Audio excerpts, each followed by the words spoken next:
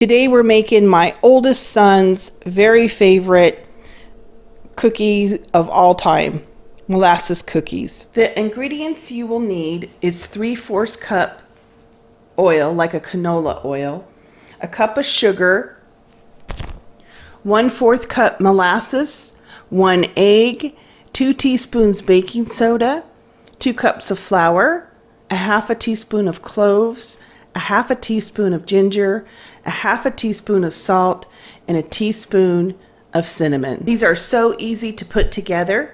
In my bowl, I have the oil and the molasses. I'm going to add the sugar and get this mixed together. Next, I'm going to add the egg.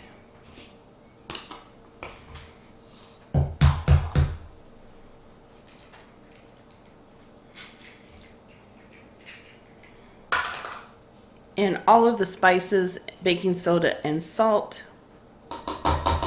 and get this mixed together as well.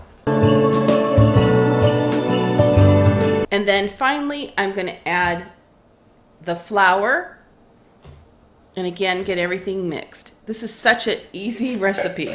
It's almost like a dump cookie recipe.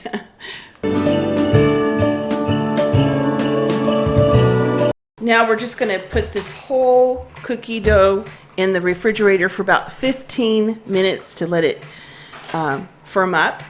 Now that the cookie dough has chilled, you just take, I use a little ice cream scoop and portion out the cookies, and then you roll them in some additional sugar. Place them on the sheet tray. I'm going to get the rest of these rolled out.